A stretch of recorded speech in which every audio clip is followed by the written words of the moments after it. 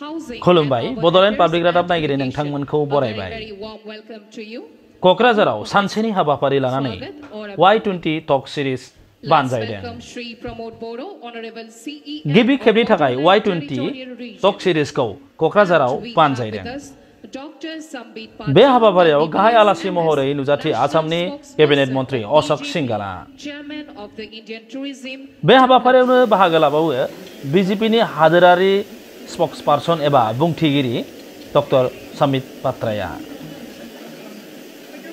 दिनैनि बे Y20 टक series हाबाफारियाव हादोरसानि गोबां लाइमोन फरायसाफोरा बाहागो लायो। लोगोसे बे हाबाफारियावनो माखासे फरायसालिमाफोरनि बेरायुं आरो फोरोंगिरिफ्राबो बाहागो लानायखौ नुनो mono.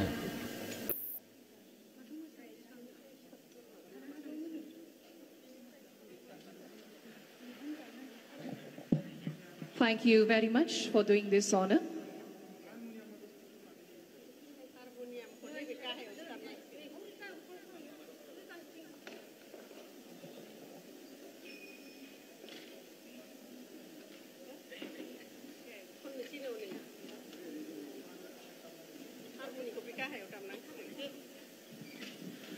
As it is customary in this part of this world, we begin anything.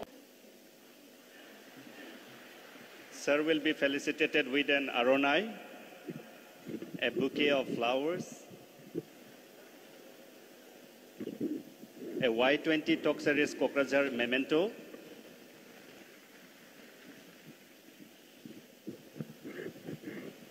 traditional Indi coat,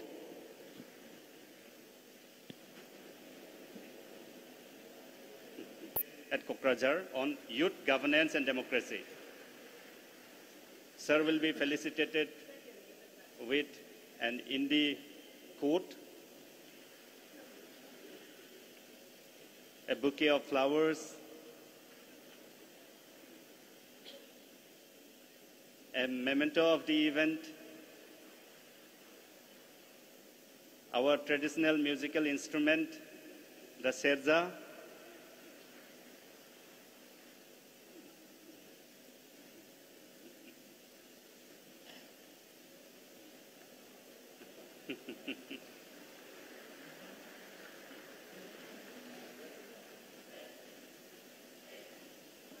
and the holy book on Lok Parampara.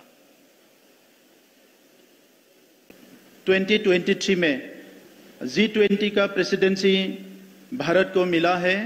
हमारे सबके लोकप्रिय और most dynamic leader of the world Narendra Modi ji की नेतृत्व में हमारे भारत को G20 का प्रेसिडेंसी मिला है और इसको इफेक्टिवली करके पूरा दुनिया को दिखाने के लिए और हमारे देश के लोगों को भी दुनिया में जो हो रहा है इससे जुड़ने के लिए प्रधानमंत्री जी के नेतृत्व में अलग अलग प्रोग्राम्स हुआ है पूरा देश भर में।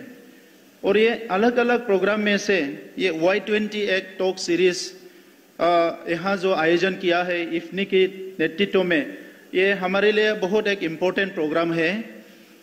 हम सब लोग जानते हैं कि जो यूथ है वो यूथ को लेके ही हमारा प्रेजेंट और फ्यूचर का जो प्लानिंग है ये किया जाता है और यूथ ही हम लोग का कैपिटल है, नेशनल कैपिटल।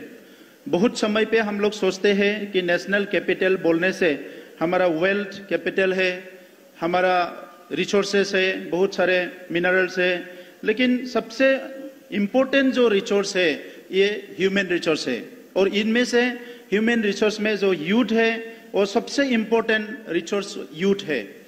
और यूथ जो है इसको हम लोग कहीं भी किसी भी काम में हम यूथ को लेके आगे बढ़ सकते हैं और उसके लिए ही आज देश के प्रधानमंत्री जी के नेतृत्व में बहुत सारे योजना जो है प्रोग्राम्स जो है यूथ को लेके बनाया गया है। उसको लेके हम लोग आगे बढ़ने के लिए बहुत सारे कोशिश हमारे यहाँ किया गया है। हम बडोलैंड के सब लोग आभारी है प्रधानमंत्री जी से, भारत के और गृह मंत्री जी से कि ये प्रधानमंत्री जी 2014 में जब प्रधानमंत्री का पद संभाला उसके बाद ही हम लोग का जो होप्स है और एस्पिरेशंस है वो बहुत ज़्यादा जो है फुलफिल हुआ नजर आ रहा है।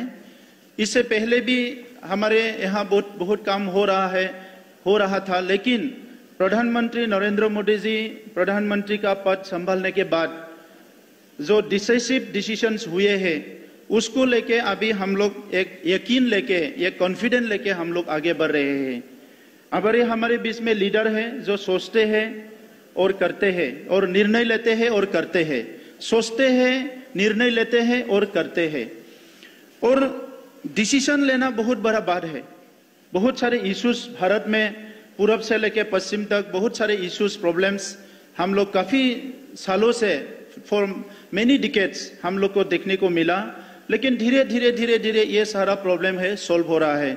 आज कश्मीर शांत है, कश्मीर के साथ पूरा पूर्वोत्तर शांत है।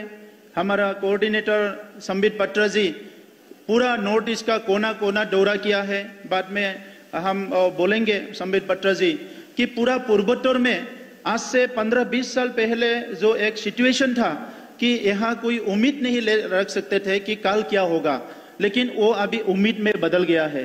हम लोग को सपना देखने का एक साहस मिल रहा है। पहले हम लोग को सपना देखने का भी साहस नहीं था, अभी सपना देखने का हम लोग को साहस मिला है। और खास करके बोडोलैंड पूरा जो अनसर्टेनिटी था, पूरा डिस्टर्ब एरिया था, इसमें डेवलपमेंट को आप छोड़ दीजिए, बाकी जो सिक्योरिटी ऑफ ह्यूमन लाइफ उसको भी लेके बहुत लोग के बीच में डर था। लास्ट 40 इयर्स में मोर देन 5000 हम लोग इनोसेंट लोगों का जान गंवाए हैं। इनमें से मैक्सिमम जो है वो यूथ है। वो यूथ हमारे देश का काम आ सकते थे, वो यूथ हमारे राज्यों का काम आ सकते थे, वो यूथ हमारा सोसाइटी का बहुत काम आ सकते थे, लेकिन ऐसा यूथ हमने गंवाए हैं, खोए हैं। और वो बंद हो गया जब 2020 में पीस एकॉर्ड हुए। और पीस एकॉर्ड के बाद ही अभी हमारा एनडीपी का जो भाइयों है, हमारा दादा भाई जितने भी था, जंगल में था, डिजिग्नेटेड कैंप में था, वो लोग आके घर में आ गया। एक समय था हम लोग स्कूल कॉलेज में पढ़ते थे, सुबह हम लोग घर से निकलते हैं, रास्ते में आर्मी देखने लगते थे, हम लोग डर जाते थे। स्वाभाविक एक परिस्थिति में अगर गांव में 10 आर्मी आके खड़ा होगा बंदूक लेके, पूरा वो परिस्थिति बदल जाते हैं। हम लोग को डर से जीना पड़ता था। वो इतना आर्मी, सीआरपीएफ, बीएसएफ सब लोग भरा हुआ था। और वो जो है हम लोग का लॉ एंड ऑर्डर प्रोटेक्शन के नाम पे आके आया, तो लॉ एंड ऑर्डर प्रोटेक्शन के नाम पे आए थे, लेकिन पूरा सिचुएशन टेरराइज हो गया था। हम देशवासी होके इतना नाराज थे, इतना फ्रस्ट्रेटेड होते थे उस टाइम पे, क्योंकि अगर ये लड़ाई में कोई मरता है नौजवान, अगर वो आर्मी है वो भी हमारे ही नागरिक है, अगर वो कोई बोडो लड़का है वो भी हमारा ही भाई है, जो मारने वाला भी हमारा ही भाई है, मरने वाला भी हमारा ही भाई है। वो सारा सिचुएशन अभी बदल गया। और इसीलिए इस उम्मीद को लेके हम लोग को आगे बढ़ना है।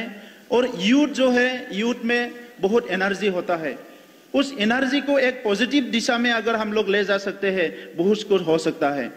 यूथ के बीच, यूथ में ही हम लोग का ड्रीम्स है, यूथ में ही हम लोग का इमोशन है, यूथ में ही साहस है, यूथ ही सब कुछ कर सकता है, एम्बिशन है, सब कुछ है, लेकिन उसको एक प्रॉपर चैनल में हम लोग को ले जाना है।